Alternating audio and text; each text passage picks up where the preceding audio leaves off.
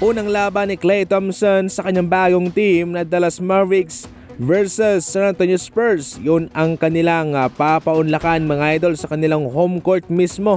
Kahit na nagkaroon ng ups and downs si Klay Thompson sa kanyang mga preseason game sa kanyang bagong team na Dallas Mavericks, hindi naman maitatanggi na mayroon pa rin siyang natitirang gasolina sa kanyang tangke.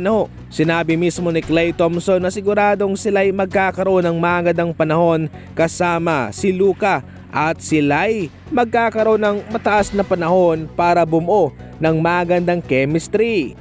Git pa ni Klay Thompson ang malaking rason daw kung bakit pumunta siya sa Dallas Mavericks ay dahil kay Luka at magkaroon siya ng tsansa, oportunidad na makasama siyang maglaro. Isang magaling na manlalaro at hindi naman daw kinakailangan na mahirapan kang makasama siyang maglaro dahil si Luka ay makaka-adjust naman daw kaagad sa anumang kasama niya o kung sino man yung kanyang bagong teammate. Malaki rin ang paniniwala ni Klay Thompson na itong si Luka ay nagpapagaling din ng kanyang mga kasama, especially si Kyrie Irving mga idol. Kitang-kita naman daw kung paano naapektuhan ni Luka ang playing style ni Kyrie Irving ngayong siya ay nasa Dallas Mavericks na. Oo, nahirapan man si Klay Thompson sa ilang laro niya. Syempre mga idol, nag-a-adjust pa lamang ito. Ngayon sa season na ito, ating abangan na lang kung ano ang kanyang maibibigay sa kanyang bagong team. Opisyal na ngang pinapirma ng Memphis Grizzlies si Yuki Kawamura sa kanilang two-way deal contract. Nagkaroon kasi ng magandang impact ang kanyang paglalaro at napakalinaw naman kasi na sa mga kandidato sa two-way deal contract na yon ay itong si Yuki Kawamura ang nangunguna sa kanila. Laban nga sa Indiana Pacers, nagpasiklab si Yuki Kawamura 10 puntos, 7 assist, game high, siya ang nangunguna. Mayroong 3 3-pointers, 2 turnovers lamang mga idol.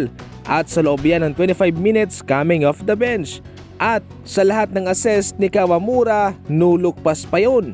Maganda itong ginawa ng Memphis Grizzlies dahil sila'y nagkaroon ng isa pang option sa gwardya sa kanilang guard rotation mga idol. Importante ito considering na nawalan sila ng isang Derrick Rose. Si Scottie Pippen Jr. naman ang magiging potential primary backup point guard ni Ja Morant at syempre itong si Kawamura ang kanilang pangatlong option. Hindi biro itong kanilang two-way contract na manlalaro, hindi biro itong kanilang pangatlong option, MVP ito mga idol. At subok na manlalaro maski nga sa Olympics, nag-ingay itong si Kawamura. Kaya aasahan na sa regular season, which is magsisimula na ilang araw na lang po, ay siguradong magkakaroon ng malaking papel na gagampanan si Yuki Kawamura sa kanila.